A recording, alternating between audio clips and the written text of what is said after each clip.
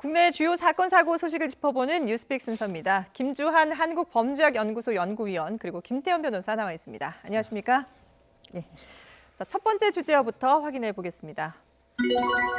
네. 자, 지금 1억 원대 뇌물 혐의를 받는 김학의 전 차관의 영장실질심사가 잠시 뒤 10시 30분부터 열립니다. 김 전 차관이 현재 법원으로 이동하고 있다고 전해지고 있는데요. 현장 화면 저희가 잠깐 보여드리도록 하겠습니다. 네, 잠시 뒤 10시 30분부터 구속 전 피의자 신문이 열리고요. 지금 현재 김학의 전 차관이 법원을 향해서 오고 있는 중이라는 소식까지 저희 취재진이 전해왔습니다. 아직까지 법원의 모습을 드러내진 않고 있는데요. 근데 김 전 차관이 오늘 이 출석 여부를 놓고 어제까지도 고민을 했다라고 전해지고 있거든요. 왜 그런 걸까요? 아직은 자신이 이제 구속이 될지 안 될지 정확히 모르기 때문에 네. 그거에 대해서 고민을 했었고 네. 한편으로는 그 범죄 혐의, 성폭행 부분이 빠졌거든요. 범죄 혐의에서 예. 빠져갖고 그 뇌물하고 그 다음에 성매수 이 두 가지를 했습니다. 네네. 그러니까 그 부분을 대해서 많이 자기가 이제 경험이 했었거죠. 그 근무하면서. 네네. 그러니까 이 부분에 대해 과연 출석을 안 해도 결론적으로는 좀 그 영장이 발부가 되지 않지 않겠느냐 예. 그 생각도 많이 했던 것 같습니다. 아, 그렇군요. 변호사님, 근데 보통은 네. 보면 이런 구속 전 피의자 신문이 열리면 예. 본인이 나와서 적극적으로 혐의를 그렇죠. 부인하거나 아니면 네. 뭔가 변호를 하지 않습니까? 그래서 저 이제 영장 출석 심사 출석 여부로 고민했다는 예. 게 진짜 고민한 게 맞는지 일종의 뭐 약간의 이제 언론에 이제 그렇게 본인이 얘기한 게 아닌지 저는 사실 그 신빙성이 좀 의심이 되게 돼요. 예. 왜냐하면 이제까지 영장실질심사 출석하지 않은 경우들은 어떤 경우들이냐면 네. 영장이 거의 발부되는 경우들. 예를 들면은 고위 법관들이나 고위 검찰이 어떤 독직 사건 같은 경우에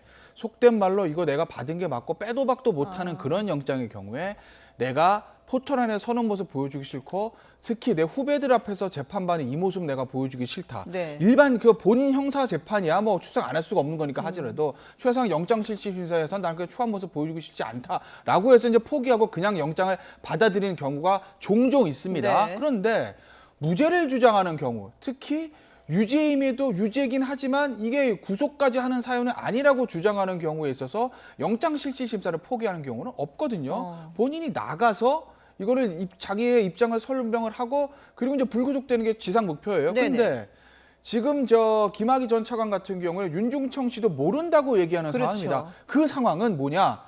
나는 무죄다라는 겁니다. 근데 무죄를 주장하는 사람이 영장실질심사를 포기를 검토했다? 네. 글쎄 저는 이거는 조금 앞뒤가 맞지 않는 것이기 때문에 이게 정말 김 전 차관은 어저께 밤까지 그렇게 고민했을까?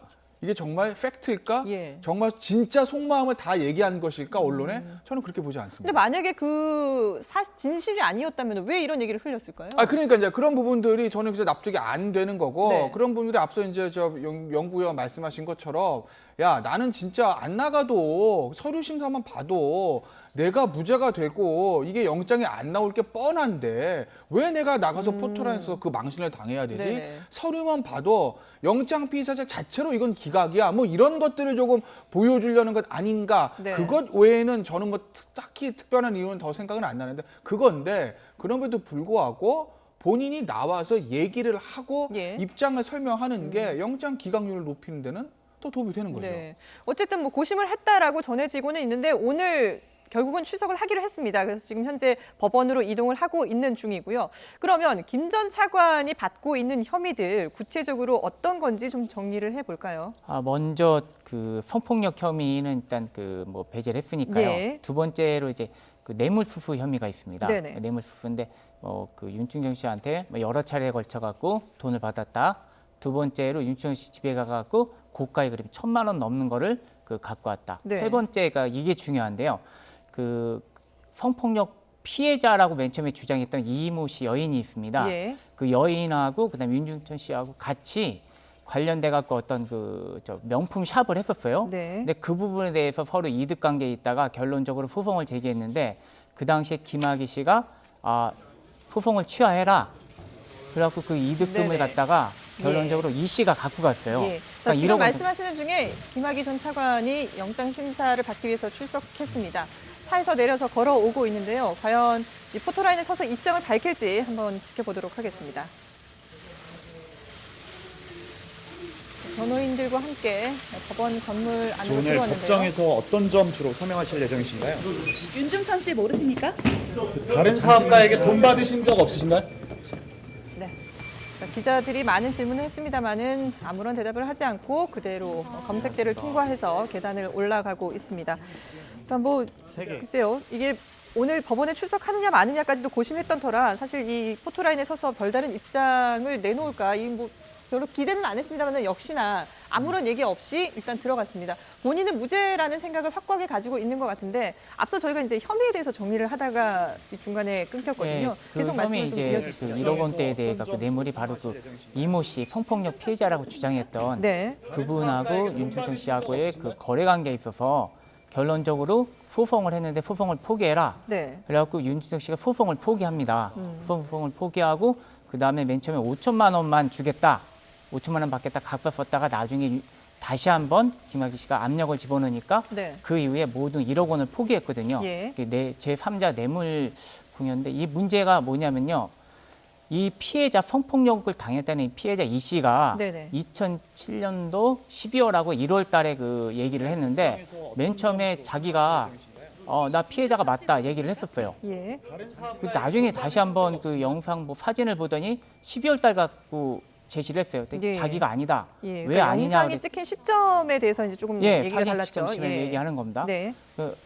그랬더니 12월 달에 그 사진 찍힌 거를 제시했더니 아니다. 난 12월 달에 머리가 길었다. 네. 거기 나오는 여성은 머리가 단발이다. 음. 자기는 머리를 1월 달이 생일이었는데 그때 머리를 자른 걸로 기억하기 때문에 이 여성이 내가 아니다. 그래서 네. 성폭행 혐의를 인정했다가 내가 아닌 것 같다라고 결국은 부인을 했어요. 예. 그래서 결론적으로 성폭행 혐의가 빠졌고 네. 이후에 그 좀 있다가 이 김 차관이 결론적으로 출석을 하게 된 거거든요. 예.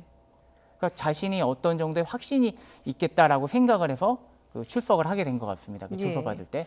지금 이제 앞서서 이제 혐의 가운데 이 제3자 뇌물죄 부분을 설명을 해주셨는데 이게 그러면 오늘 이 구속 여부를 가르는데 주요 쟁점이 될까요? 어떻게 보세요? 저거죠, 사실은. 왜냐하면 예. 이게 공소시효 문제가 남아 있어요. 그렇죠. 굉장히 오래된 문제이기 때문에 아주 쉽게 말씀드리면 이 공소시효 문제를 검찰에 뚫고 나가기 위해서는 뇌물액수 1억이 넘어야 됩니다. 그렇죠. 아주 예. 심플하게 말씀드리는 거예요. 근데 앞서 이제 그 표를 좀 다시 보여주시겠어요? 네, 그래프를 뇌물 좀- 상면들 보면 네. 서양화 1,000만 원입니다. 검사 승진에서 500만 원이에요. 네. 그다음에 성접대 골프 접대죠. 성접대 골프 접대 얼마 되겠습니까? 저게 1억이 넘겠어요? 아무리 성접대나 골프 액수를 크게 잡아도. 그러니까 저 앞에 1, 2, 3 세 개만 가지고 1억이 안 넘는다는 거예요. 네. 그럼 결국 이제 저 마지막 4번 1억 원 포기도 저게 이제 뇌물이 인정이 돼야 그 예. 뇌물액수 1억이 넘어가는 거고 그래야 이제 아마 공소시효 문제를 뚫고 나갈 수가 있다고 검찰은 판단했을 거예요. 네네. 그래서 아마 저 문제를 가져온 것 같은데 그래서 모르겠습니다. 법원의 판단이 어떻게 될지 모르겠지만 저기서 굉장히 흠결이 많죠. 제가 만약에 김학의 전 차관의 변호인이라면 네. 저 부분을 뚫고 저 부분에 대한 검찰의 칼을 막을 방패는 수없이 많습니다. 아마 김학의 전 차관도 그걸 알기 때문에 네. 어제 그래 나 내일 안 나가 이런 말까지 했을 가능성도 있는 거고 예. 또 하나 얼마 전에 윤중천 씨 모른다고 그랬습니다. 그렇죠. 왜 그랬을까요? 그러니까 모든 사람들이 그래 뇌물을 안 받았을 수도 있다. 성관계 안 가질 수도 있다. 다만 윤중천까지 모른다는 건 너무하지 않냐라는 반응들이 있는데 네. 왜 김학의 전 차관이 윤중천 모른다고 그랬을까요? 그건 자신감인 겁니다.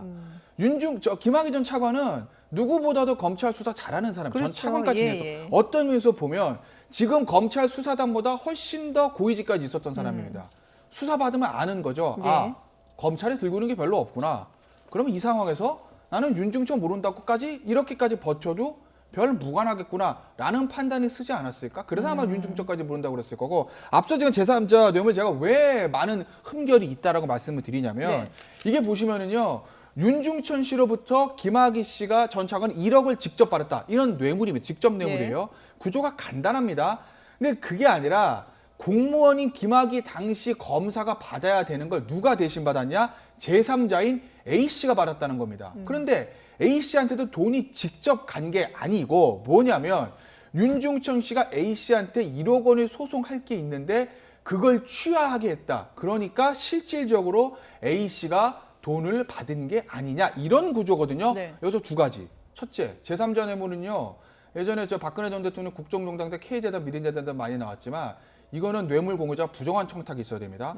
이때 윤중천 씨가 김학의 당시 검사한테 무슨 부정한 청탁을 했는지 그게 나와야 되는데 지금 나와 있는 거로 보면 저 표만 봐도 네. 김학의 검사 A 씨랑 성관계를 했는데 그걸 자꾸 이 피해 여성이 얘기하려고 그러니까 그걸 무마해 달라는 것이거든요. 그럼 오히려 청탁은 김학의 당시 검사가 윤중천 씨한테 한 거지 윤중천 씨가 거꾸로 부정한 청탁이 없어요. 네. 그게 하나 없고 또 하나는 지금 보시면 윤중천 씨가 A 씨한테 1억 원짜리 소송할 게 있는데 그거를 이제 포기했다는 겁니다. 예. 글쎄요. 소송 포기한 게 그 뇌물 액수를 1억을 그대로 잡을 수 있는 것인지 소송을 했다고 해서 윤중천 씨가 1억을 다 승소할 수 있었을 것인지 이걸 정말 저 A 씨가 1억 원의 어떤 금전적 이득을 본 것이라고 판단할 수 있을 것인지에 대해서 제가 변호사라면 뚫고 나갈 방패는 너무나 많습니다. 예. 그래서 아마 이거 법원에서 인정받기는 상당히 어려울 거다라고 저는 봅니다. 예.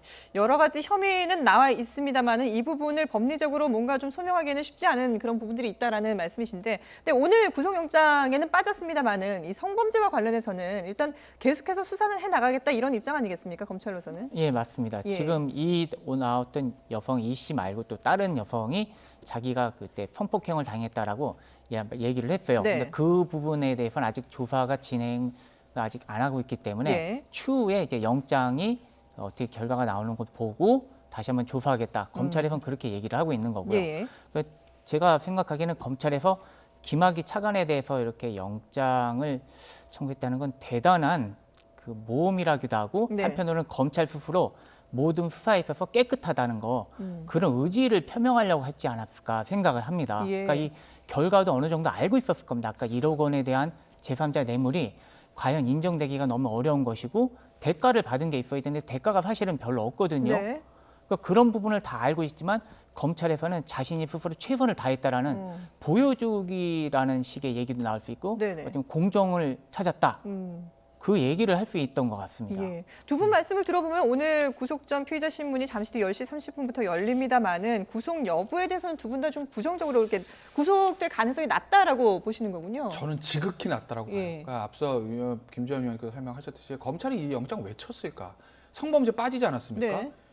검찰은 있는 걸 더 넣으면 더 넣지 빼는 경우는 없습니다. 특히 영장을 청구함에 있어서. 예. 근데 성범죄를 나중에 이제 신병을 확보한 다음에 더 수사하겠다는 말은 하지만 그건 원론적인 얘기일 뿐이고 지금 단계에서 영장을 칠 정도로 범죄 혐의를 구성할 정도 그러니까 지금 500만 원 골프 접대까지 뇌물로 넣는 영장에서 예. 이 중대한 성범죄를 뺐다는 얘기는 지금 들고 있는 게 없다라는 거죠. 이건 진상조사단에서 수사 의뢰를 할 때 성범죄가 빠질 때부터 이미 예견된 겁니다. 네. 어떤 의미에서 보면 검찰보다 김학의 전 차관에 대한 건 모든 걸 수사를 해서 단죄하고 싶었던 욕망을 가장 크게 가지고 있을 때는 진상조사단입니다. 그런데 그런 진상조사단조차 수사 권고할 때 성범죄가 빠졌다는 얘기는 증거 없다는 얘기거든요. 네. 그것도 역시 공소시효 문제가 있고 얼마 전에 피해 여성의 진술이 바뀌었다는 뜻이 피해 여성의 진술 자체가 흔들리고 있기 때문에 검찰 입장에서는 이걸 기소해서 유죄를 받기는 굉장히 어렵다는 판단에 든 거죠. 그래서 네. 아마 오늘 영장에 빠졌을 거고 이건 추가 수사를 한다 하더라도 저는 기소가 가능할까? 전 쉽지 않다고 봅니다. 그래요. 기소 가능할 정도였으면 예. 이미 지금 영장을 넣었다. 넣었을 거예요. 그렇기 때문에 오늘 영장은 저는 기각될 확률이 지극히 낮다고 보고 예. 검찰이 그럼에도 불구하고 영장을 청구한 거 청구 안 할 수는 없죠.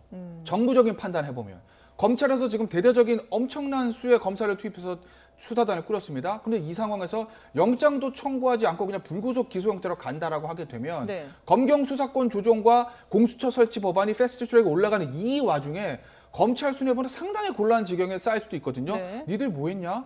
이거 제 식구 감싸기 아니야? 전 고위직이니까 봐주는 거 아니야? 라는 말이 나올 수 있으니 검찰로서는 공은 법원에게 넘긴다. 라는 판단을 한 건 아니겠나. 저는 그렇게 봅니다. 그러니까 검찰로서는 우리는 할 만큼 했다라는 그런 얘기를 할 수 있는 그런 부분이라고 말씀하셨는데, 근데 일각에서는 지금 이제 뭐 이게 사실 법리 다툼을 하는 재판이 아니라 구속 여부를 가르는 구속 전 피의자 신문이잖아요. 그러다 보니까 범죄에 대한 소명도 있지만 이게 도주의 우려라든지 증거 인멸이라든지 이런 부분에 대해서도 좀 사실 구속 여부를 가를 땐 중요한 부분이 되는데 김학의 전 차관이 출국을 하려고 했었지 않습니까? 그렇죠. 이런 부분은 어떻게 맞습니다. 판단될까요? 일단 출국 시도가 있었어요. 예. 출국 시도가 있었던 점. 그다음에 지금 영장이 기재된 게 다 유죄가 나면 뇌물이 1억이 넘어요. 네. 그러면 구속 사건입니다. 예. 그러면 기소됐을 때 실형이 선고될 가능성이 높아요. 그러면 법원에서 봤을 때 도주 우려가 높다고 봅니다. 도주 우려 많습니다. 증거인멸 우려 윤중천이라는 사람 자체를 모른다고 합니다. 엄청난 부임인 거죠. 그렇죠. 증거인멸 우려 높습니다. 그리고 높습니다. 다만 도주 우려와 증거인멸은 두 번째, 세 번째 요건입니다. 이건 범죄가 소명되고 그 소명된 범죄가 구속을 필요로 할 만큼 중대하다. 이걸 못 이깁니다. 예. 그걸 뚫고 나서 그 다음에 증거인멸 도주 우려 보는 거지. 범죄 소명 자체가 흔들리고 그게 범죄가 소명된다고 했을 때 야 이게 정말 구속될 만큼 중대한 범죄야? 여기서 카트가 돼버리면 증거인멸 도주우려 단계까지 가지도 못하는 것이기 네. 때문에 그렇기 때문에 저는 김학의 전 차관의 도주 우려 높고 예. 증거인멸 우려 높고 이걸 다 인정한다 하더라도 앞선 범죄 소명 단계에서 카트가 될 확률이 높아서 그래서 제가 제 개인 사견임을 덧붙여서 영장이 기각될 확률이 낮다라고 네. 말씀드리는 거죠. 그렇군요. 자, 오늘 뭐 두 분 모두 구속영장이 기각될 가능성이 높다라고 전망을 해주셨는데 오늘 결과가 과연 어떻게 나오는지 저희가 또 계속해서 신속하게 보도를 해드리도록 하겠습니다.